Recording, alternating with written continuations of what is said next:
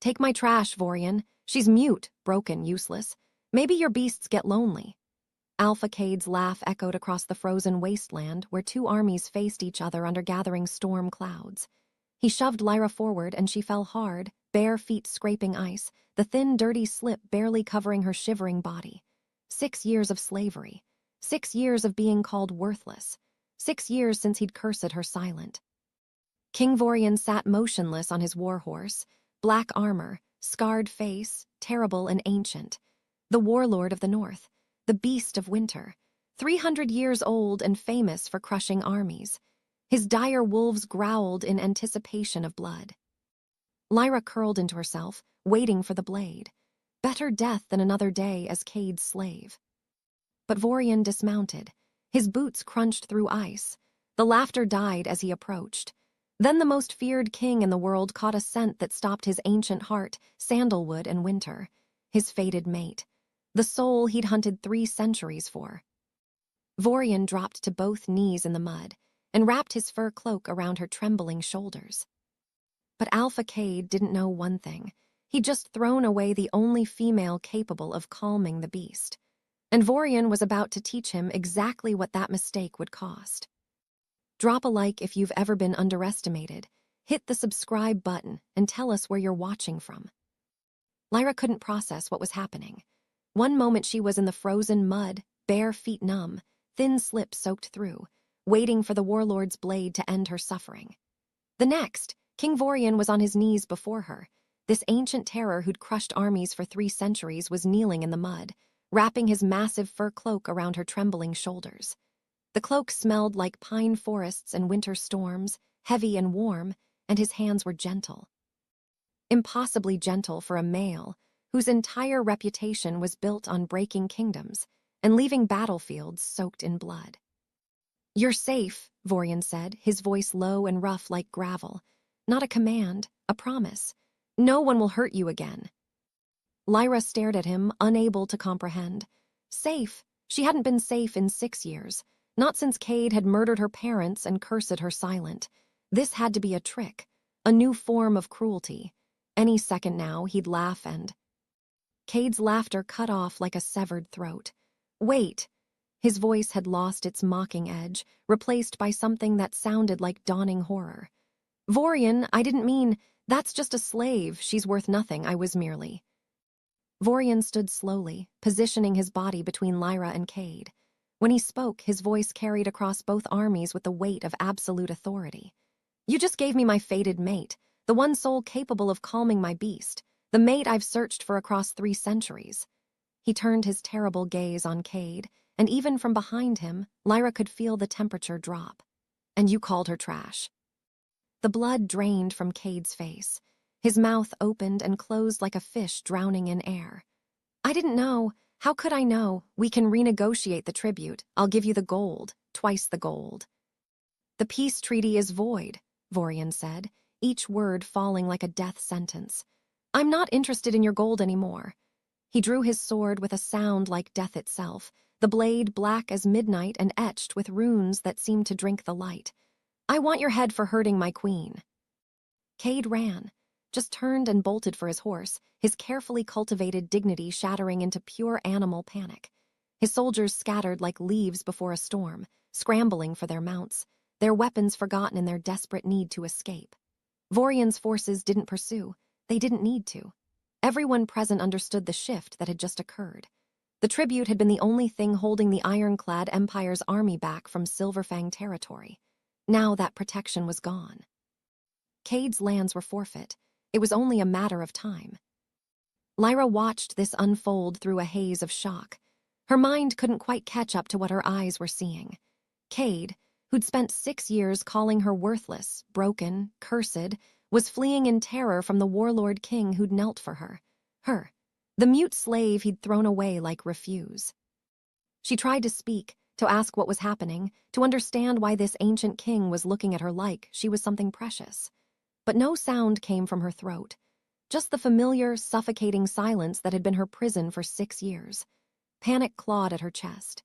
She gestured frantically at her throat, at her mouth, trying to make Vorian understand that she couldn't speak, couldn't explain, couldn't. He looked at her and understanding crossed his scarred face. Not pity, not disgust, just recognition. You cannot speak. Lyra nodded, tears streaming down her frozen cheeks. This was it.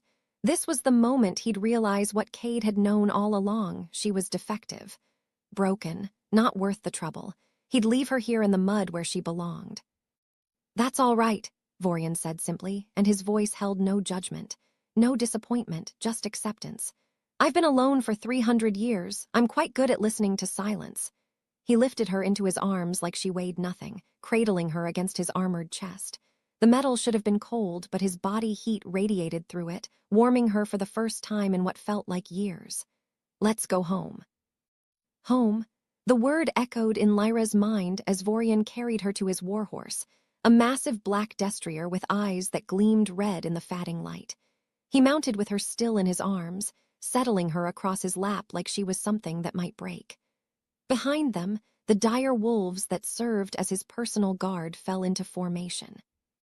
Up close, they were even more terrifying than the stories suggested, each one the size of a small horse, with fangs like daggers and eyes that held too much intelligence to be merely animal. The largest dire wolf, its fur silver-black and scarred from countless battles, padded alongside Vorian's horse. It looked at Lyra with those unsettling, intelligent eyes and made a sound low in its throat, not a growl, but something almost like recognition. As they rode away from the frozen borderland, Lyra looked back once. Cade stood in the center of his scattered army, screaming orders that no one was following. His soldiers were still running. His carefully constructed plan, insult Vorian with worthless trash, keep his gold, maintain the treaty while demonstrating his contempt, had collapsed into complete catastrophe. He'd gambled everything on the mute slave being as worthless as he'd always claimed. Instead, he'd handed his greatest enemy the one thing that could destroy him completely. Lyra turned back to face forward, her body still trembling from cold and shock and the overwhelming impossibility of what had just happened. She was pressed against the warlord king's chest, wrapped in his cloak, being carried away from 6 years of nightmare into. What? She didn't know, couldn't imagine. Her mind kept circling back to the same impossible moment, Vorian on his knees in the mud, calling her his queen. No one had knelt for her in 6 years. She'd been the one on her knees, scrubbing floors, begging for scraps, submitting to every humiliation Cade could devise. And now this ancient king, this male who'd ruled for 3 centuries and never bowed to anyone, had knelt in the frozen mud and wrapped her in warmth. Vorian's voice rumbled against her ear. I know you have questions, I know you're frightened, but I need you to understand something. He paused, and when he spoke again, his voice carried the weight of absolute certainty. You were never trash, Lyra. You were never worthless. Cade couldn't see your value because he's a fool who measures worth in things that don't matter. But I see you. I smell you, sandalwood in winter, the exact scent the prophecy promised me 300 years ago. You are my fated mate. My queen. The one soul in all the world who can calm the beast that's been consuming me for centuries. And I will spend every day proving to you that you were worth waiting for. Lyra's tears came harder then, but they weren't tears of fear anymore. She didn't know what they were. Relief, hope, the dangerous, fragile feeling that maybe, just maybe, she wasn't as broken as she'd been taught to believe. The prophecy whispered through Vorian's mind as he held his mate close, feeling her finally begin to warm against him. You will find her cast as refuse by a fool's hand, in the place where ice meets iron. The seer had been right about everything, every word. One man's trash was indeed a king's salvation. And perhaps, if the rest of the prophecy held true, a kingdom's restoration. Behind them, the frozen borderland disappeared into gathering darkness. Ahead, the lights of the ironclad fortress gleamed against the night sky like a constellation brought to earth. Lyra closed her eyes and let herself believe, just for a moment, that maybe home wasn't just a place. Maybe it was the arms of someone who saw worth where everyone else saw waste. Maybe it was the moment a king knelt in the mud and declared you valuable. Maybe this was what being saved felt like. The ironclad fortress emerged from the mountain face like the bones of some ancient, sleeping god. All black stone veined with silver, ice clinging to battlements that had stood for centuries, pennants bearing the wolf's head sigil snapping viciously in wind that cut like blades. Lyra had heard the stories whispered in Cade's halls, each one more terrible than the last. The warlord kept slaves chained in dungeons carved from living rock. He fed prisoners to his dire wolves for sport. Blood ran in the courtyard fountains, they said, from enemies who dared challenge his rule. Children were taught to fear his name before they learned their letters. She braced herself for chains as Vorian carried her through massive gates that groaned open at their approach. Expected to be dragged to the dungeons everyone spoke of in hushed, horrified tones. Expected the warmth of his cloak and the gentleness of his arms to reveal themselves as the cruelest trick of all, a brief kindness before the torture began. Instead, Vorian carried her up, through corridors lit by torches that cast dancing shadows on walls hung with ancient tapestries depicting battles and wolves and stars. Past guards who snapped to attention and bowed, not to him, but to her, their eyes wide with something that looked almost like reverence. Up spiral staircases worn smooth by centuries of footsteps, higher and higher until Lyra lost track of how far they'd climbed. He stopped before ornate double doors carved with running wolves and pushed them open with one shoulder, still cradling her like she might shatter if handled roughly. Lyra's breath caught in her throat. The suite beyond made her old cell seem like the grave it had been. Tapestries covered stone walls, their colors rich and deep, forest greens and midnight blues and silver like moonlight on snow. A fire roared in a hearth large enough to stand inside, its heat immediately beginning to chase the ice from her bones. The bed was massive, piled with furs that looked soft as clouds and pillows that probably cost more than Cade's entire tribute. Windows stretched from floor to ceiling, offering views of snow-covered mountains that glowed pink and gold in the setting sun. "These are yours," Vorian said, setting her down with infinite care on a chair by the fire. His voice held no room for argument. "The Queen's chambers." Lyra stared at him, her mind refusing to process what her eyes were seeing. She gestured frantically at herself, at the rags that barely qualified as clothing, at the mud still caking her legs despite the warmth of his cloak, at her bare feet cracked and bleeding from 6 years of walking on stone floors, then at the room with its impossible luxury.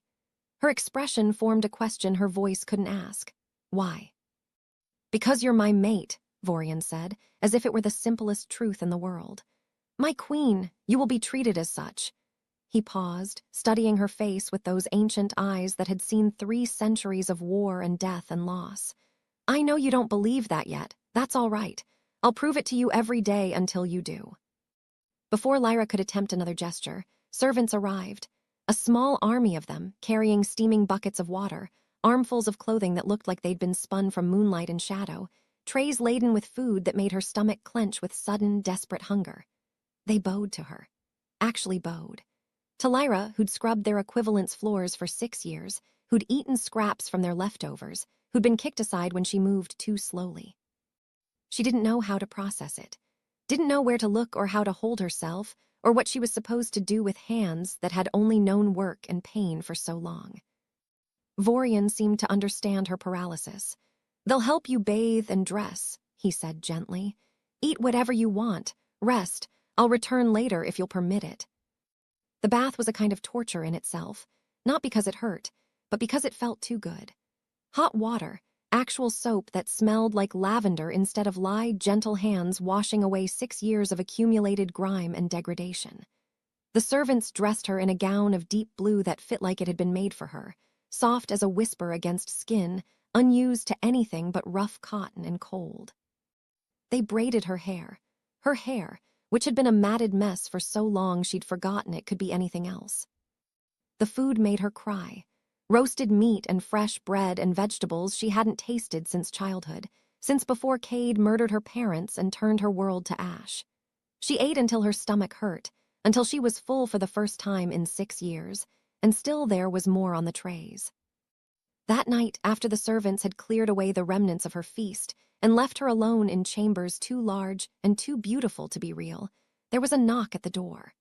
Vorian entered with a small woman who carried a leather satchel and had kind eyes that crinkled at the corners. "This is Myra," Vorian said. "My personal healer. I asked if she might examine you if you'll allow it. I need to know what was done to you." Lyra hesitated, then nodded slowly. Myra worked with gentle efficiency, checking the bruises that painted Lyra's skin in shades of yellow and purple and green, the old scars that told stories of punishments and accidents and cruelties too numerous to count. She noted the way Lyra flinched at certain touches, the way her breathing quickened when hands came near her throat. When Myra examined Lyra's neck, pressing careful fingers against the hollow where voice should originate, her expression went grim. "There's a curse mark," Myra said quietly, and her voice carried the weight of bad news delivered too many times. "Dark magic, old and deliberately placed. Someone silenced her with intent." The temperature in the room dropped 10 degrees. Vorian's face went cold and deadly, every inch the warlord who'd earned his terrible reputation. "Can you break it?" "Not immediately," Myra admitted, still examining the mark Lyra couldn't see but had felt every day for 6 years like a collar around her throat. "Curses this old and this specific require time and research.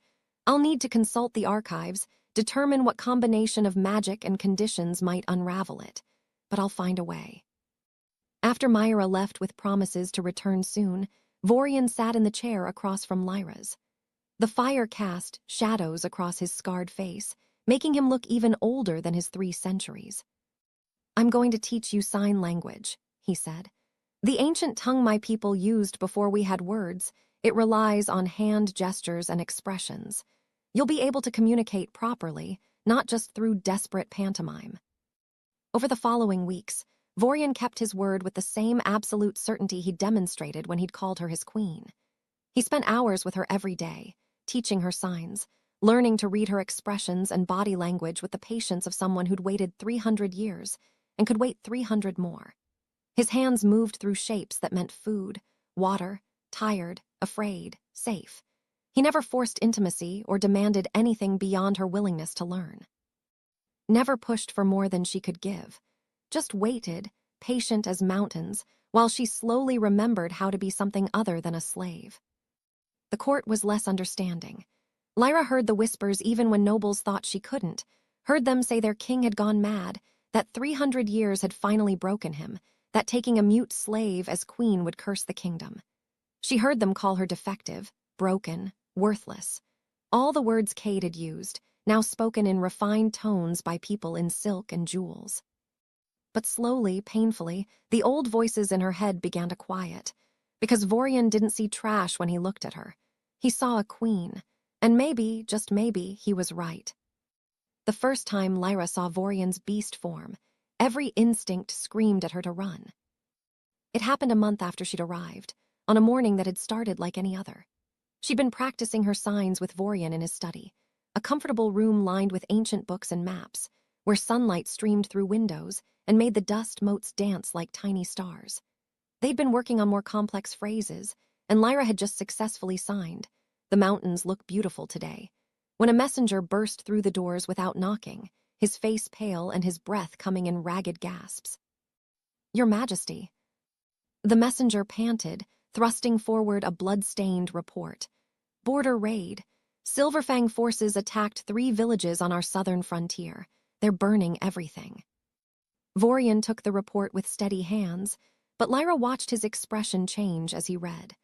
Watched the warmth drain from his face until it became something carved from ice and fury. His eyes flashed red, not metaphorically, but literally red, like coals in a dying fire suddenly given air. "Get out," Vorian said, his voice dropping to something that didn't sound quite human anymore. "Everyone out, now." The messenger fled. The guards stationed by the door looked at each other with naked fear and retreated, pulling the heavy doors closed behind them. Lyra heard their footsteps running down the corridor, heard them shouting warnings to clear the wing. She should have followed them. Every survival instinct honed by 6 years of slavery told her to run, to hide, to make herself small and invisible before the predator noticed her. But her feet wouldn't move. She stood frozen as Vorian's body began to change. It wasn't like the wolf transformations she'd seen before, the smooth, natural shift of a werewolf into their animal form. This was violent, wrong. bones cracking and reforming with sounds like breaking tree branches, muscles tearing and rebuilding themselves into something that had never been meant to exist. Vorian's scream of pain became a roar that shook the windows in their frames, that made the ancient stone beneath Lyra's feet vibrate. The creature that emerged stood 8 feet tall on legs too long and jointed wrong. Its body was covered in fur black as midnight, but underneath the muscles rippled with barely contained rage.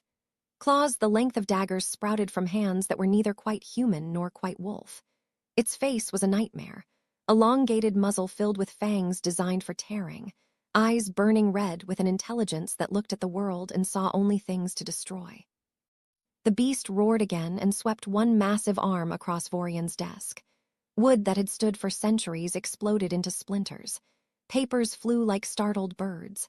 The creature turned toward the door, and Lyra knew with absolute certainty that if it left this room, people would die. Guards, servants, anyone unlucky enough to be in its path. She didn't think, couldn't afford to think. 6 years of slavery had taught her that sometimes survival meant doing the stupidest possible thing, because at least it was doing something. Lyra walked toward the beast. Its head snapped around, those terrible red eyes locking onto her. The intelligence behind them recognized prey. Its lips peeled back from fangs in a snarl that promised violence, that spoke of 300 years of accumulated rage finally given form and freedom. Lyra kept walking, kept her hands raised in the calming gesture Vorian had taught her, the sign for peace, for safety, for home. Her heart hammered so hard she thought it might break through her ribs. Her legs trembled, but she didn't stop. The beast lunged forward and Lyra flinched but held her ground. It stopped inches from her, close enough that its breath, hot and smelling of something ancient and wild, washed over her face. Close enough that one swipe of those claws would end her life before she could feel the pain. Slowly, carefully, Lyra reached out and placed her small, trembling hand on the beast's massive muzzle. The rage stopped, just stopped, like someone had cut the strings on a puppet. The beast went absolutely still, its breathing slowing from the rapid panting of fury to something deeper, steadier. Those red eyes stared at her, and Lyra watched the color drain from them like blood washing away in rain, red fatting to amber, amber cooling to silver. The transformation back was gentler than the one that had created the monster. Bones shifted with quiet clicks instead of violent cracks. Muscles flowed back into familiar shapes. The beast grew smaller, more human, until Vorian knelt on the floor amid the wreckage of his study, gasping like a drowning man pulled from deep water. "How," he managed, his voice raw and broken. "How did you do that?" Lyra knelt beside him, her hands shaking as she signed. "You calmed for me, I just touched you." "I haven't been able to control the beast in decades," Vorian said, still staring at his hands like they belonged to someone else. Like he couldn't quite believe they were only hands again, not claws. "It's been consuming me piece by piece, year by year. I thought eventually I'd lose myself completely. Become the monster everyone says I am." Lyra reached out and gently turned his face toward hers. Her signs were firm, certain. "You're not a monster. You just needed someone who could see past the rage." Something broke in Vorian's expression. He pulled her close, not with passion, but with the desperate relief of someone who'd been drowning for 3 centuries and finally found air. "One man's trash," he whispered against her hair. "A king's salvation. The prophecy was more literal than I dared hope." The news spread through the fortress like wildfire. By evening, everyone knew what had happened, how the Mute Queen had walked toward certain death and somehow calmed the beast that had been slowly destroying their king for longer than most of them had been alive. The nobles who'd whispered about her being a curse fell silent. The servants who'd pitied her began to bow with genuine respect. They'd watched their king gain control over the rage that had been his constant companion for 300 years. The Mute Queen wasn't a weakness or a burden. She was the only thing standing between the warlord and the monster he'd been fighting his whole immortal life. But not everyone was pleased by this development. In Silverfang territory, 3 days' hard ride to the south, Alpha Cade sat in his war room and stared at reports that made his blood run cold. The mute slave, his worthless, broken trash, had somehow become essential to the warlord's stability. Worse, rumors were beginning to surface. Questions about who she'd been before he'd made her his slave. Whispers about the family he'd murdered 6 years ago. Cade crumpled the report in his fist. He'd lost his gamble, lost his tribute, lost any hope of peace with the ironclad empire. But he could still win if he moved quickly enough, if he eliminated the mute slave before anyone discovered what she really was. Before anyone discovered, she was the true heir to Silverfang territory, the last surviving member of the royal bloodline he'd tried so hard to erase. Before anyone realized that in trying to humiliate Vorian with trash, he'd actually handed the warlord the one weapon that could destroy Cade's entire claim to power. Myra called Lyra to the healing rooms 3 weeks after the incident with the beast, and there was something in the healer's eyes that made Lyra's stomach clench with anticipation. Not fear exactly, but the feeling of standing on the edge of something vast and unknown. "I found something," Myra said without preamble, gesturing to a table covered in ancient texts, scattered research notes, and a small vial filled with liquid so black it seemed to drink the light. "About your curse, but you need to prepare yourself. What I'm about to tell you changes everything." Lyra sat slowly in the chair Myra indicated, her hands already forming the sign for explain. "The silence curse on you isn't simple dark magic," Myra said, pulling one of the texts closer. The pages were yellow with age, the writing in a language so old Lyra couldn't read it. "It's maintained by 3 interconnected components: your belief in your own worthlessness, isolation from genuine emotional bonds, and the proximity of the curse caster. We've been unknowingly breaking the first 2. Vorian's love is healing you, the mate bond is forming and strengthening. But the 3rd component..." Lyra's hands moved quickly. "Who cast it?" "A dark witch named Corvina. She specializes in suppression curses, in making people less than what they are." Myra hesitated, her kind face troubled. "But there's more. While researching the silence curse, I found a second curse layered beneath it, something older and more complex, a bloodline suppression curse." She looked directly into Lyra's eyes. "Lyra, you're not Omega." Lyra's hands froze mid-sign. The world seemed to tilt on its axis, gravity pulling in wrong directions. "The curse is forcing your biology to present as Omega, suppressing your true nature to hide what you really are." Myra pulled out a genealogy scroll, unrolling it carefully across the cluttered table. Names and bloodlines spread across the yellowed parchment like branches of an ancient tree. "I cross-referenced your parents' names with the old records. I'm certain you're from the original royal line, the Lycan bloodline that ruled before the Pax fractured and forgot their queen." Lyra's hands moved frantically, almost desperately. "My parents were just pack leaders. Strong ones, but not royalty, not anything special." "Were they?" Myra asked gently, and the compassion in her voice made tears burn behind Lyra's eyes. "Or is that what Cade told everyone after he murdered them? What he made sure history would record?"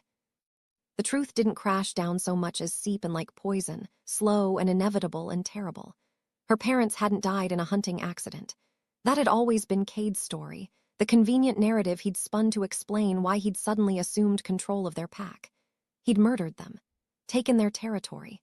And then he'd done something worse. He'd cursed their daughter into Omega status so she couldn't inherit, couldn't challenge, couldn't even speak the truth of what he'd done. 6 years. 6 years of keeping the rightful heir as a slave, beating her down, calling her worthless, making sure everyone saw her as nothing. Because dead royalty started wars and investigations. But enslaved royalty just disappeared into the machinery of pack hierarchy, one more Omega-2 broken to matter. The door burst open and Vorian entered like he'd sensed her distress through the mate bond that had been growing stronger every day.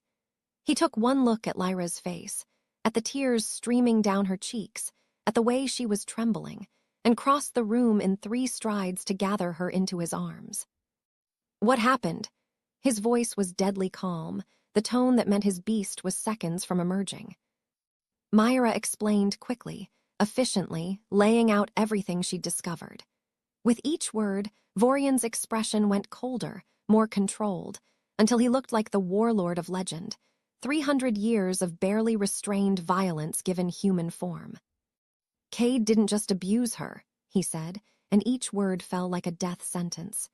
He erased her entire bloodline, stole her crown, made sure the world would forget she'd ever had the right to rule. "We need to break both curses," Myra said, pulling Lyra's attention back to the immediate problem. "The silence curse will shatter if we remove any one of its 3 components. I can't kill Corvina from here, and we've already been working on the psychological bonds. But the bloodline curse is more complicated. It requires royal blood magic, specifically, an Alpha King acknowledging her true status and breaking the suppression by royal decree." Vorian didn't hesitate, didn't pause to consider or debate. He simply released Lyra and dropped to one knee before her, not as a mate this time, but as a king before his queen. The weight of 300 years of authority settled around him like a mantle, and when he spoke, his voice carried the power of ancient oaths and unbreakable vows.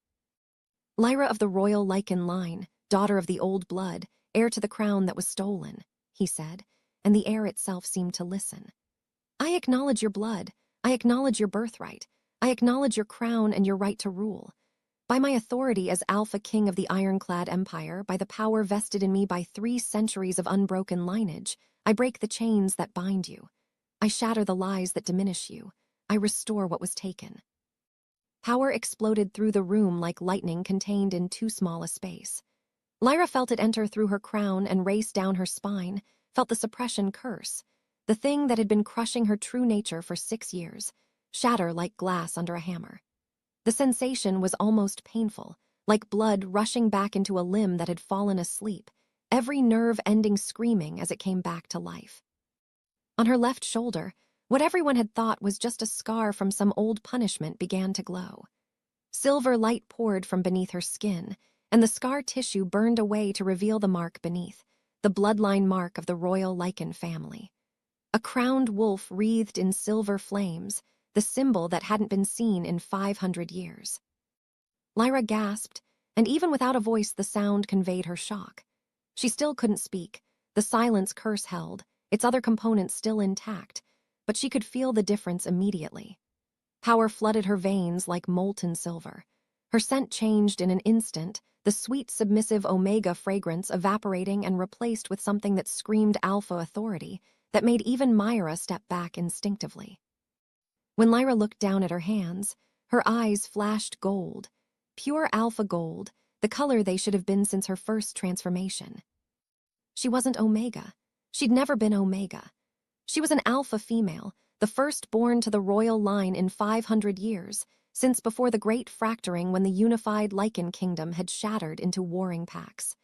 And Cade had kept her as a slave to prevent her from taking back her throne, from uniting what he'd helped destroy. Myra stared in shock, her healer's knowledge clearly racing to catch up with what her eyes were seeing. "The prophecy," she whispered. "The old prophecy about the warlord's mate. She will be called broken, but she will make you whole. She will be cast as refuse, but she will wear a crown. And together you will restore what was stolen when the packs forgot their queen." Vorian rose to his feet, and his smile was fierce and proud and absolutely feral. He looked at Lyra, at his mate, his queen, the alpha female who'd been hidden under layers of curses and lies, and his eyes blazed with something that was part love, part rage, and entirely devoted to her restoration.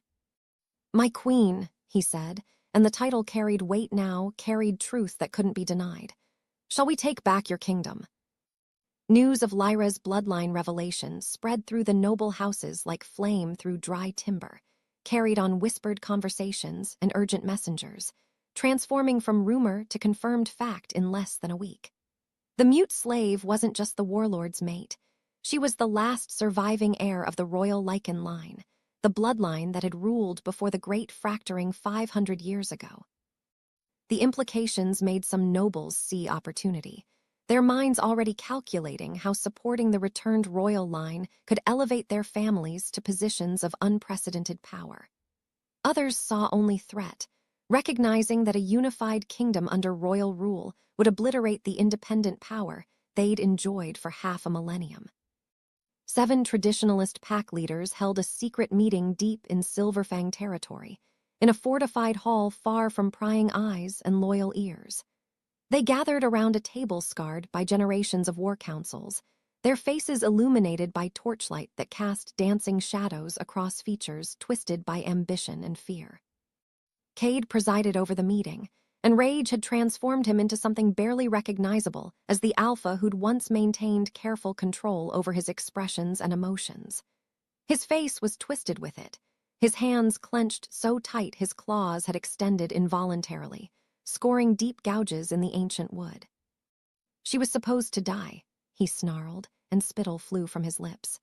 Or at minimum, live out her pathetic existence as worthless trash scrubbing floors until she expired from exhaustion or disease. Now she's revealed as royal. Now she's the warlord's mate with a bloodline mark that can't be faked or hidden. Everything I built, everything I murdered for, is collapsing around me. Then we end her, said Alpha Garrett of the Northern Peaks, a massive male whose reputation for brutality rivaled even Vorian's. During her coronation, maximum visibility, maximum impact. We kill her and the warlord in one coordinated strike and claim it was justice for their tyranny. And install who as ruler? Asked Alpha Thorn of the Eastern Valleys, one of only 3 alpha females who led their own packs. Her voice dripped skepticism. You, Garrett, should we all bow to your magnificent leadership? One of us, Garrett said, meeting her challenging stare without flinching. Someone strong enough to hold territory but smart enough not to unite the packs under single rule. We've had freedom for 500 years, true freedom, where each pack controls its own destiny. I won't kneel to some mute slave pretending to be queen just because she has the right bloodline mark. Cade leaned forward, and the other alphas quieted to hear what their host would propose. I have people inside Vorian's court, he said, his voice dropping to something cold and calculated, the rage channeled into deadly planning. Nobles who think he's gone mad for choosing a defective mate. They believe his judgment is compromised, that he's leading the ironclad empire toward destruction. They'll coordinate from the inside while we strike from without. What's your plan? Thorn asked, though her tone suggested she already knew she wouldn't like the answer. We strike during the oath ceremony, Cade said, pulling out a map of the ironclad fortress and spreading it across the table. 50 warriors from our combined forces, our absolute best, equipped with silver weapons and prepared for a suicide mission. We kill Lyra first, quickly and without hesitation. Then we focus everything on Vorian while he's distracted by grief. His beast will rage out of control without her there to calm it. We've all heard the reports about her strange power over him. He'll be vulnerable, maybe for the first time in 3 centuries. His own dire wolves might even turn on him when he loses control completely. The conspirators exchanged glances, weighing the risks against the potential rewards. 50 warriors was a massive investment, essentially a declaration of total war. But the alternative, bowing to a unified royal throne after 500 years of independence, was unthinkable. One by one, they nodded agreement. 7 packs, 50 warriors, 1 target, the mute queen who couldn't even scream for help when the blades found her throat. But the conspirators didn't know something crucial, something that had been hidden for as long as Lyra's own bloodline had been suppressed. Vorian's dire wolves weren't just unusually large wolves with strange intelligence. They were the ancient royal guard, cursed into permanent beast form 500 years ago when the royal line fell and the kingdom fractured. Powerful warriors who'd failed to protect their king and queen, punished by a dying monarch's desperate magic to live as beasts until the royal line returned. They'd been waiting 5 centuries, serving the ironclad empire but never truly belonging to it, counting the years until their queen came back. When Lyra's bloodline mark revealed itself, when silver flames wreathed the crowned wolf on her shoulder, every dire wolf in the fortress felt it like a key turning in a lock that had been rusted shut for longer than memory. The oldest dire wolf, a massive male named Fenris whose scars spoke of battles that had become legends, came to Lyra's chambers that night. She was alone, Vorian having been called away to deal with border reports that were likely the first probing attacks from Cade's conspiracy. Lyra sat by her window, staring at the bloodline mark on her shoulder like it belonged to someone else, still trying to reconcile the slave she'd been with the queen she apparently was. Fenris entered without knocking, his massive form barely fitting through doors designed for humans. But instead of simply padding over to her as the dire wolves usually did, seeking the strange calm her presence brought them, he did something impossible.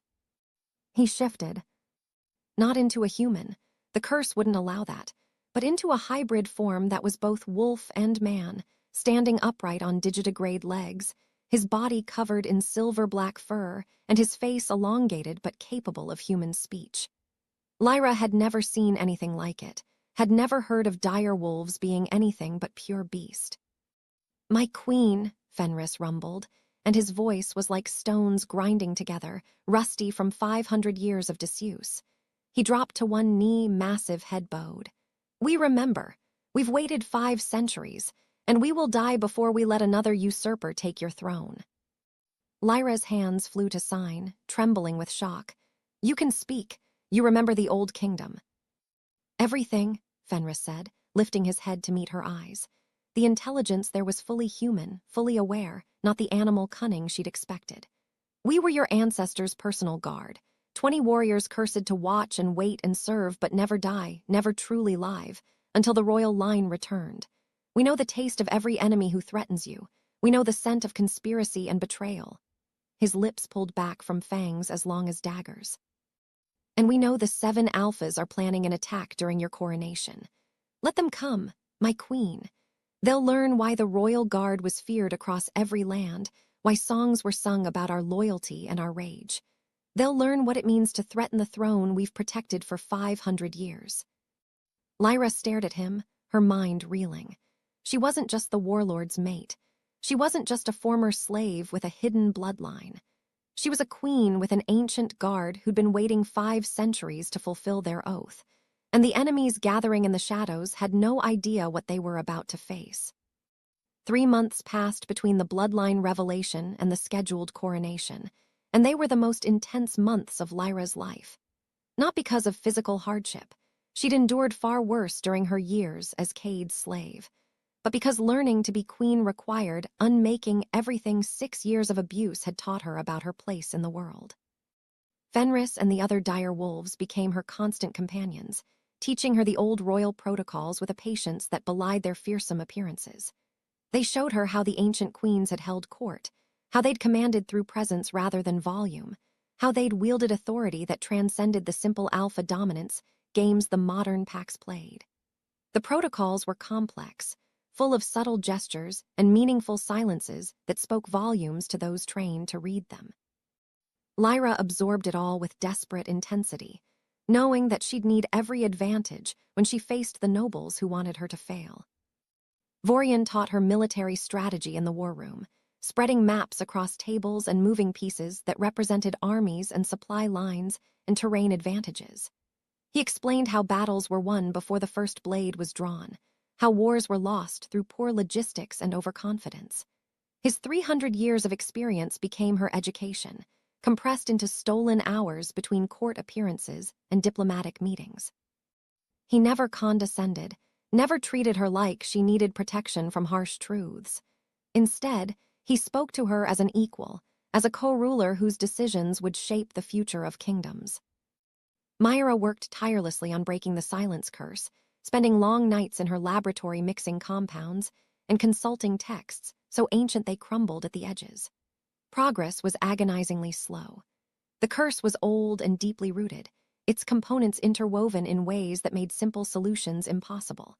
But Myra refused to give up, driven by the same stubborn determination that had led her to discover Lyra's true bloodline in the first place. And slowly, carefully, Lyra began appearing in court. The first time she walked into the throne room as acknowledged royalty rather than as a curiosity trailing behind Vorian, the reaction was immediate and visceral. Some nobles bowed instinctively when her alpha pheromones hit them like a physical force, the scent of authority and power that couldn't be faked or hidden, that bypassed conscious thought and spoke directly to the wolf inside every shifter. Their bodies submitted before their minds could protest, knees bending in automatic deference to a dominance that rivaled even Vorian's ancient power. Others sneered at what they called the mute pretender, making their opposition clear through deliberately slow bows and whispered comments just loud enough for enhanced hearing to catch. They spoke about defective queens and broken bloodlines, about how 3 months of playing dress-up couldn't erase 6 years of slavery. They questioned her right to rule when she couldn't even speak a royal decree. Lyra learned to read lips during those court sessions, watching nobles' mouths form words they thought she couldn't understand. She learned to communicate through writing and sign, her hands moving with increasing confidence as weeks passed. She learned to command through gesture and presence rather than words, discovered that silence could be more powerful than speech when wielded with intention. A raised eyebrow could convey more disapproval than a shouted reprimand. A slight tilt of her head could dismiss an argument more effectively than a lengthy rebuttal. She couldn't speak, but she could lead. The realization settled into her bones like truth she'd always known, but had forgotten during her years in chains. One evening, 3 weeks before the coronation, Vorian found her in the library surrounded by ancient texts, their pages yellowed with age and their bindings cracked from centuries of handling. She was reading about the old Lycan kingdom, about the golden age when the royal line had united dozens of packs under one banner and brought prosperity that lasted generations. But she was also reading about how it had ended, about the male alphas who'd refused to submit to a female ruler after the king died, who'd fractured the unified kingdom into independent packs rather than serve a queen they considered inferior by virtue of her gender. "History repeats," Vorian said quietly, settling into the chair beside her. His presence was warm and solid, anchoring her to the present when the past threatened to pull her under. "They'll try to stop you, the traditionalists, the ones who believe females can lead packs but never kingdoms." Lyra pulled parchment toward her and wrote in the flowing script she'd perfected over the past months. "Let them try. I survived 6 years as Cade's slave. I can survive their politics." "You're not surviving anymore," Vorian said gently, covering her hand with his. The touch was warm, calloused from sword work, completely familiar after months of growing closer. "You're ruling. There's a difference. Surviving is about endurance. Ruling is about vision, about building something that outlasts you." Lyra looked at him, really looked at him. This ancient king who'd knelt in the mud for her when she'd been nothing but trash in a rival's hands, who'd spent 3 months teaching her to lead rather than simply protecting her behind his considerable power, who treated her silence not as a deficit but as a different form of communication. She wrote carefully, "Why did you kneel? That first day, you're a king. You outrank everyone. You didn't have to submit to anyone, especially not a slave." Vorian was quiet for a long moment, his scarred face thoughtful in the firelight. When he spoke, his voice carried the weight of truth too honest to be anything but painful. "Because you deserved someone to kneel. After 6 years of being forced to your knees, of having your face shoved into dirt and your spirit crushed under boots, you deserved someone to choose to bow, to choose to see your worth when everyone else called you worthless." Lyra's eyes filled with tears that spilled over before she could stop them. She still struggled sometimes, especially in the dark hours before dawn when sleep wouldn't come and old memories crowded close.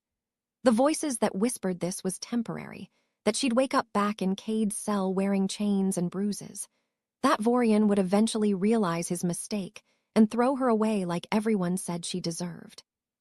But Vorian's steady presence, his unwavering certainty that she was exactly what the prophecy had promised, was slowly replacing those voices with new ones. Stronger ones. Voices that said, "You are queen. You always were.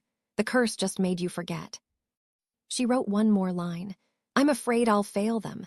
The kingdom, the people who suffered under the fractured packs. You." "Then you're already thinking like a queen," Vorian said, and his smile was fierce and proud.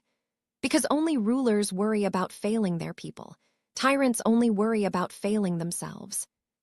The coronation approached like a storm on the horizon, inevitable, potentially devastating, impossible to avoid. And with it, the conspiracy tightened like a noose around everyone's throats, waiting for the perfect moment to pull taut and choke the life from the returned royal line. But Lyra was done being strangled. She'd spent 6 years unable to breathe, unable to speak, unable to be anything but what Cade had tried to make her. Now she was going to take back everything he'd stolen, starting with her crown. The throne hall had been prepared for weeks, transformed from a space of military efficiency into something that echoed the grandeur of the Old Kingdom. Tapestries displaying the ancient royal crest, a crowned wolf wreathed in silver flames, hung from every wall, their colors vibrant despite being reproduced from designs 500 years old. Representatives from every pack had been summoned, the invitations worded as requests, but understood as commands. Refusing to attend would be tantamount to declaring open rebellion against both the ironclad empire and the returned royal line. 2,000 wolves packed the massive hall, their bodies filling every available space, with thousands more watching from the courtyards and streets outside, where massive windows had been opened, so the common people could witness their queen's coronation. Lyra stood in her preparation chamber, staring at her reflection in a mirror that had belonged to queens centuries dead. She wore white and silver, the royal colors that hadn't been seen in official ceremony since the fracturing. The gown was simple but elegant, flowing fabric that moved like water and caught the light in ways that made it seem alive. The crown waited on a velvet cushion nearby, iron wreathed with winter roses that had been preserved through magic to remain eternally in bloom. It looked impossibly heavy, the weight of 500 years of broken history. Myra had worked on Lyra's hair for hours, weaving it into intricate braids marked with silver thread that caught the light and made it seem like she wore starlight. Cosmetics highlighted features that had been hidden under dirt and bruises for 6 years. High cheekbones, large eyes that now flashed alpha gold instead of the dull omega brown the curse had forced. She looked like a queen. Every inch of her screamed royalty and power and ancient authority. But when she opened her mouth, no sound would emerge. She still couldn't speak the coronation oath that tradition demanded be spoken aloud in the queen's own voice. "Are you ready?" Vorian asked, entering in his formal armor. The black metal had been polished until it gleamed like midnight water, and his ceremonial cloak bore both his wolf sigil and her royal crest, a public declaration that they ruled as equals, not as king and subordinate. Lyra's hands moved in the signs that had become second nature. What if they're right? What if a queen who can't speak can't rule? What if I'm asking them to follow someone fundamentally broken? "Then you'll rule without speaking," Vorian said simply, crossing to her and taking her trembling hands in his steady ones. "You've been doing it for 3 months. The nobles who respect you don't need your voice. They see your strength in how you carry yourself, in the decisions you make, in the way you've mastered protocols in weeks that take others years to learn. The ones who claim you can't rule because you're mute are just looking for excuses to resist female authority. They'd find another reason to oppose you even if you could recite poetry." He smiled, and something in his ancient eyes suggested he knew more than he was saying. "Besides, I have a feeling your voice will return when it's needed most. Prophecies have a way of being literal about these things." The ceremony began with trumpets that echoed through the hall like the call of ancient battles. Lyra walked down the aisle between thousands of watching wolves, Vorian on one side and Fenris on the other, king and ancient guardian, power and history flanking her path to the throne. Some faces in the crowd looked respectful, even awed, their wolves recognizing the alpha authority that rolled off her in waves. Others were openly hostile, lips curled in sneers that showed too much teeth, eyes glinting with barely suppressed aggression. She could smell the conspiracy in the air like smoke before fire. Silver weapons hidden under formal robes, their distinctive scent unmistakable to shifter senses. Warriors tensed and ready, positioned throughout the crowd in patterns that spoke of coordinated planning. 50 attackers, Fenris had told her, scattered among the 2,000 witnesses, waiting for the perfect moment of vulnerability. Let them wait. Let them think her silence made her weak. Lyra knelt before the council of elders, 7 ancient wolves who'd served as advisors to pack leaders for longer than most living memories stretched. The head elder was a female named Astrid, who'd lived through the fracturing itself, who remembered the old kingdom before pride and prejudice had shattered it into pieces. Astrid began the ancient coronation rites, her voice carrying through the silent hall with the weight of tradition older than any living wolf. She spoke of duty and sacrifice, of the burden of the crown and the responsibility to all packs, of justice and mercy, and the strength required to wield both wisely. When it came time for Lyra to speak her oath, a translator stood ready, a court official prepared to voice the signs Lyra would make, to give sound to her silence so the ceremony could be completed according to tradition. Lyra's hands rose, and the entire hall held its breath. She began signing slowly, deliberately, each gesture precise and filled with meaning. I, Lyra of the royal Lycan bloodline, last heir of the Old Kingdom, accept the crown of the ironclad empire and the restored throne of the ancient realm. The translator's voice echoed her signs. I swear to rule with justice and mercy, to protect the weak and challenge the strong, to unite the fractured packs under one banner while honoring their individual traditions. Lyra's hands moved through the complex oath, promising service and sacrifice, promising to be the queen the kingdom needed rather than the one tradition expected. The crown waited on its cushion, winter roses gleaming in the light streaming through the great windows. I swear to restore what was stolen, to heal what was broken, to be the voice for those who cannot speak, and the strength for those who. The windows shattered. Glass exploded inward in a devastating cascade, carried by battering rams of pure force magic. 50 warriors dropped into the hall on ropes, silver weapons gleaming, their faces covered by masks, but their intent absolutely clear. They moved with practiced coordination, some forming a perimeter while others charged directly toward the throne where Lyra knelt vulnerable and exposed. Screams erupted from the crowd. Nobles scattered, trampling each other in their panic to escape the sudden violence. Guards rushed forward but were too far away, positioned for ceremony rather than combat. The lead assassin, massive and moving with deadly grace, raised a silver blade aimed directly at Lyra's heart. His trajectory was perfect, his speed inhuman. In seconds, he'd close the distance and end the returned royal line before it could truly begin. But he'd forgotten something crucial. He'd forgotten about the dire wolves. 50 warriors poured into the throne hall through every entrance simultaneously. Windows, doors, hidden passages that shouldn't have existed. Silver weapons gleamed in hands trained for killing, their edges sharp enough to cut through shifter healing and leave wounds that wouldn't close. Wolves shifted mid-leap, bodies contorting as they crashed toward the dais where Lyra knelt vulnerable and exposed. Chaos erupted like a dam breaking, screams and snarls filling the air as Vorian's guards engaged the attackers. But they'd been caught off balance by the coordinated strike, positioned for ceremony rather than combat, and precious seconds were lost as they scrambled to respond. Cade emerged from the crowd like a nightmare made flesh, no longer bothering with his disguise among the invited nobles. His silver sword was already drawn, its blade etched with runes designed to kill even the strongest alpha. His face was twisted with hatred so pure it had burned away any pretense of sanity or control. You were supposed to stay broken, he screamed at Lyra, spittle flying from his lips as he charged toward the dais. You were supposed to die as trash, worthless omega filth that no one would miss or mourn. Vorian moved to intercept, his body already shifting as 3 centuries of warrior instinct kicked in. But 3 attackers swarmed him before he could reach Cade, coordinated, clearly briefed on how to occupy the warlord king.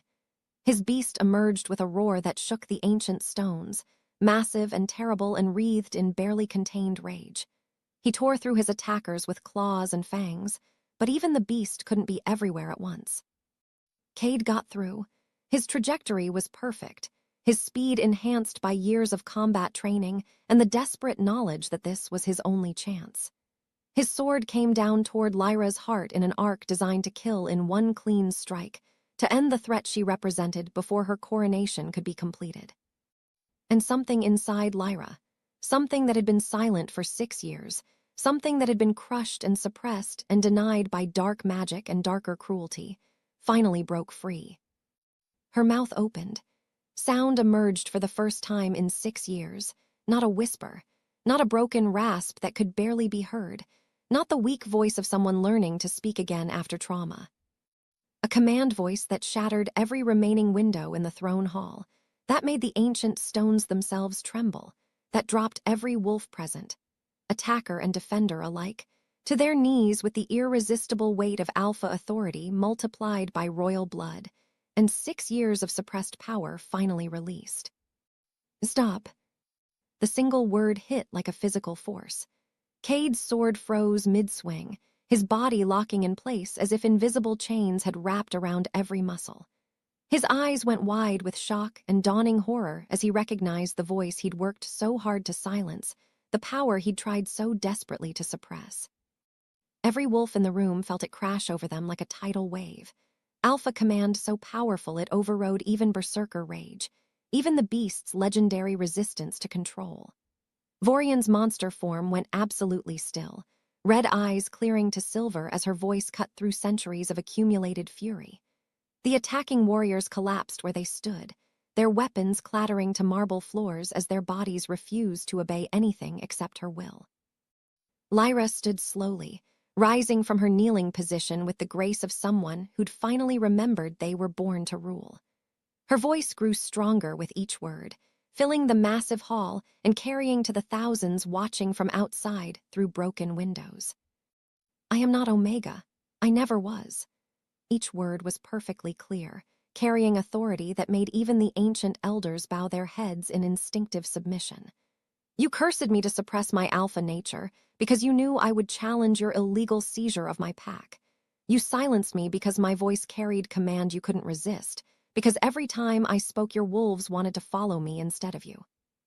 You called me barren to justify keeping me as a slave, but alpha females only conceive with their true mates, and you were never mine. The curse shattered visibly, black magic that had wrapped around her throat for 6 years dissolving like smoke in sunlight. Her scent exploded through the room, alpha pheromones so strong and pure that every wolf present instinctively wanted to bare their throats in submission. It was power and authority and dominance distilled to its absolute essence, multiplied by royal blood that hadn't been seen in 500 years. Her eyes flashed pure gold, brighter than any normal alphas, bright enough to make wolves look away from the intensity. On her shoulder, visible through the elegant white gown, the bloodline mark blazed with silver fire that cast dancing shadows across ancient tapestries. I am Lyra, last of the royal lichen line, she said, and her voice carried to every corner of the hall and beyond, reaching the thousands gathered outside who stood transfixed by a voice they'd been told would never exist. I am Alpha, I am Queen, and I am done being silent. Cade tried to speak, to deny, to spin some desperate lie that might save him. But her command held him frozen, his mouth unable to form words, his body trapped in the moment before he would have committed regicide. The ancient law is clear, Lyra continued, her voice now cold and judicial rather than commanding. This wasn't rage speaking. This was justice. Falsifying pack hierarchy to seize power is executable treason. Murdering royalty and their families is executable treason. Using dark magic to suppress royal blood is executable treason. She paused, letting the charges hang in the air like blade edges.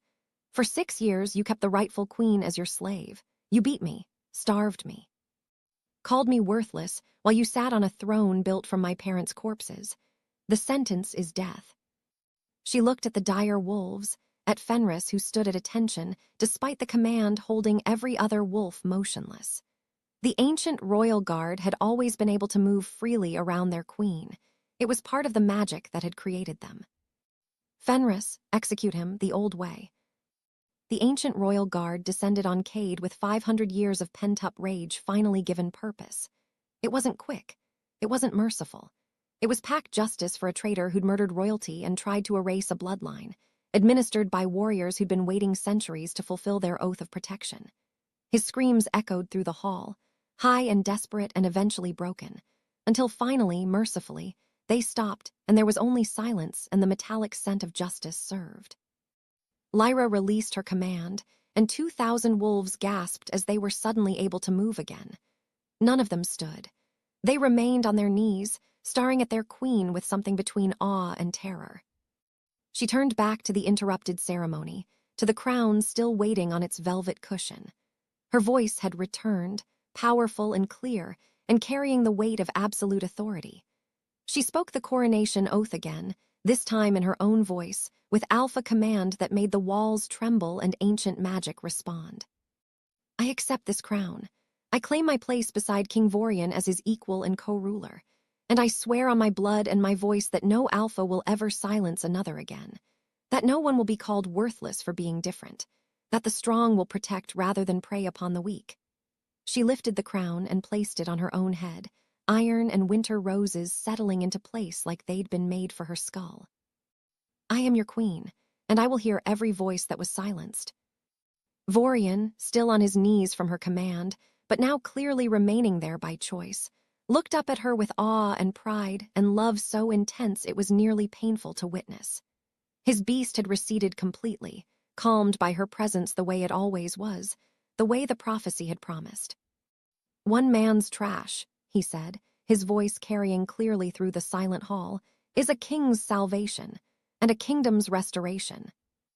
The conspirators were rounded up within hours of the failed assassination, their identities revealed by the simplest of tests. 7 Alpha leaders, dozens of nobles, countless warriors, all exposed by their failure to submit to Lyra's command during the attack. Those who'd knelt when her voice shattered through the throne hall were innocent, their wolves having responded instinctively to royal authority. Those who'd remained standing or tried to flee in the chaos were guilty, their resistance to her command marking them as clearly as if they'd worn signs declaring their treason. Justice was swift and public, designed to send a message that would reach every corner of the fractured lands. The ringleaders faced execution in the central courtyard, their deaths witnessed by thousands who needed to understand that the old order had died with Cade. The followers received imprisonment, their sentences calculated based on their level of involvement and willingness to cooperate. 7 entire packs were dissolved, their territories absorbed into Vorian's expanding empire, their former leaders' names struck from the rolls of legitimate alphas. The message was clear and brutal. The royal line had returned after 500 years of absence, and resistance didn't mean debate or political maneuvering. It meant death. But Lyra's first act as crowned queen wasn't vengeance, despite having every right and reason to pursue it. It was mercy, or perhaps justice of a different kind, the sort that built rather than destroyed. She established Lyra's voice during her first week of official rule, a comprehensive law making it a capital crime to silence, enslave, or abuse any wolf based on perceived weakness or designation. Every Omega in the kingdom received immediate access to free education, healing services, and legal protection that actually meant something. Any wolf who'd been cursed into silence, and the investigations revealed there were dozens, hidden in packs across the territories, received fully funded treatment to break their curses, with Myra leading a team of healers dedicated solely to undoing the damage of suppression magic. I spent 6 years voiceless, Lyra said in her first public address, standing before a crowd of thousands with Vorian at her side and Fenris at her back. Her voice carried clearly across the courtyard, amplified by both magic and the acoustics of the ancient fortress. 6 years being called worthless, broken, defective. 6 years believing the lies others told about my value. No one else will suffer that fate, not in my kingdom, not while I draw breath. The changes rippled outward like stones thrown into still water, creating waves that crashed against traditions that had stood for centuries. Packs that had operated on pure, might makes right philosophy suddenly faced accountability for their treatment of weaker members. Omegas who'd been property, bought, sold, traded like livestock, found themselves citizens with rights and legal standing. Healers were dispatched to territories that had never seen medical care for anyone below beta rank. Schools opened their doors to students who'd been denied education, based on designation rather than ability. The old order was dying, its death throes visible in every noble who sputtered about tradition and proper hierarchy. It was being replaced by something that looked remarkably like the ancient kingdom before the fracture, ruled by strength, yes, but also by justice. By the understanding that a kingdom's power came not from how thoroughly it could crush the weak, but from how effectively it could elevate everyone to reach their potential. Vorian watched his queen transform the kingdom with pride so intense it was almost painful. She'd been right during those late-night conversations in the library. She didn't need a voice to rule. Her presence commanded respect. Her decisions demonstrated wisdom. Her example inspired loyalty that couldn't be bought or forced. But having her voice back gave her a weapon no one could defend against. Alpha command from a royal bloodline was rare, appearing perhaps once every few generations. From an alpha female of the royal line, unprecedented in recorded history. When she spoke with command, even the strongest alphas had no choice but to submit. 3 months after the coronation, after the last conspirators had been dealt with and the new laws had begun to take root, Myra requested a private meeting with both Lyra and Vorian. Her expression was carefully neutral, but her eyes danced with barely suppressed excitement. "I've confirmed what I suspected for the past few weeks," Myra said, unable to keep the smile from breaking through. "Lyra, you're pregnant, with twins, both showing alpha markers already, which is extraordinarily rare this early." Lyra's hand flew to her still flat belly, her eyes wide with shock and wonder. Proof she'd never been barren, just another lycade had spread to justify keeping her enslaved. She'd only needed her true mate, the one the prophecy had promised, and fate had delivered in the form of a warlord king who'd knelt in the mud. "The first royal heirs in 500 years, Myra continued, her voice warm with genuine happiness. "Your children will be extraordinarily powerful, Lyra. Alpha twins from a royal bloodline mother and an ancient king father. They'll reshape the world." Vorian pulled Lyra close, his expression caught between fierce joy and the instinctive protectiveness of an expectant father. "Our children," he said softly, wonder in his voice. "After 300 years alone, I'll have a family." That night, after the celebrations had ended and the well-wishers had finally left them in peace, Lyra found Vorian standing in their chambers looking out over the city. Lights twinkled below like earthbound stars, thousands of wolves living their lives in the kingdom they were rebuilding together. "Thank you," she said softly, moving to stand beside him. "For kneeling that first day, for seeing worth where everyone else saw waste, for teaching me that I was never the broken thing they called me." "Thank you for teaching me that trash is just treasure someone was too blind to see," Vorian replied, turning to face her fully. His scarred face was gentle in the moonlight, 300 years of hardness softened by love and purpose. "You saved me, Lyra. My beast, my kingdom, my soul. I was dying by inches for 3 centuries, losing myself piece by piece to rage I couldn't control. You gave me reason to live again, reason to be more than just the monster everyone expected." Lyra placed her hand over his heart, feeling it beat steady and strong. From mute slave to queen to mother, the journey seemed impossible when she looked back at it, each step defying probability and expectation. And yet here she was, standing in chambers that were truly hers, carrying heirs to a throne that had been empty for 500 years, beside a mate who'd proven that sometimes the most fearsome warriors had the gentlest hearts. "One man's trash," she whispered, the phrase that had started as an insult and become their truth. "Is a king's salvation," Vorian finished, pulling her close and resting his chin on top of her head. "And a kingdom's restoration." They stood together in comfortable silence, looking out over the kingdom they would rebuild. Not the fractured, struggling territories that had existed for 5 centuries, but something greater. Something that honored both strength and mercy, power and justice, tradition and progress.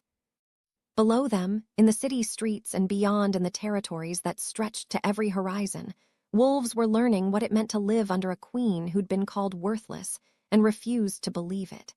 Who'd been silenced and fought to find her voice. Who'd been thrown away as trash and became a treasure that transformed kingdoms. The prophecy had been right about everything. And together, the warlord and his queen, the beast and the voice that calmed it, they would give the world what it had been missing for 500 years. A reason to believe that even the most broken things could be made whole again. 5 years later, Lyra sat on the restored royal throne, ancient wood and iron that had been recovered from the ruins of the old palace and lovingly restored to its former glory. Her twin children played at her feet, their laughter echoing through a throne room that had once been silent with fear, but now rang with life. Vera and Kieran, age 4, were already showing signs of the extraordinary power everyone had predicted.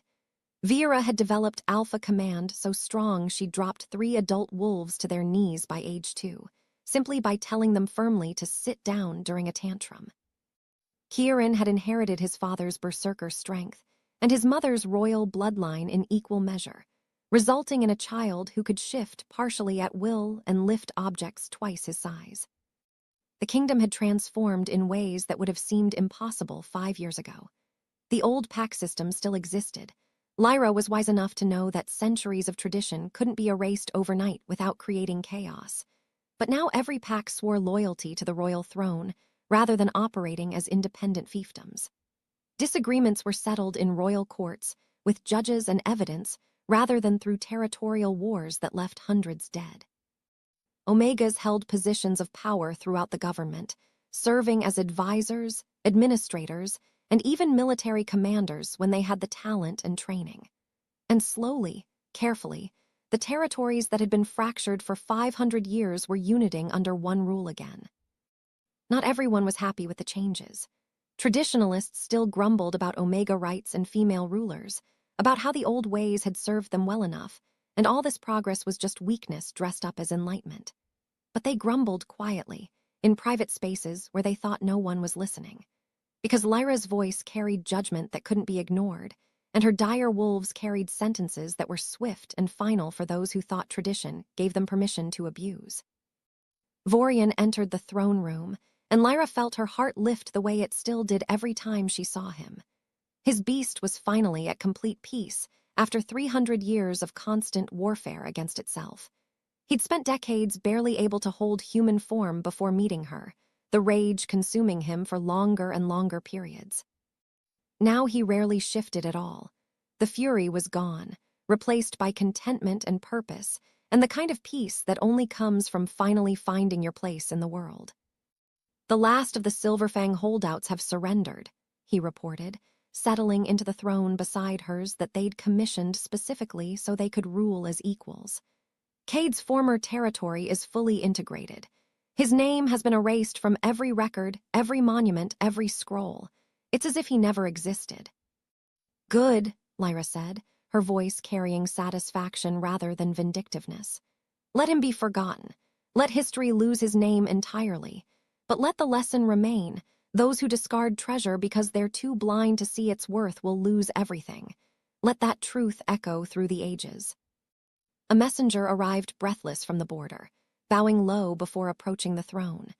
News from the eastern frontier, refugees from neighboring kingdoms, fleeing abuse and injustice, and pack leaders who still operated under the old rules where might made right and weakness meant suffering. They were requesting asylum, asking if the stories they'd heard about the Warlord Queen's sanctuary were true. Lyra granted it immediately, without hesitation or debate. Send word that all who flee tyranny will find protection here.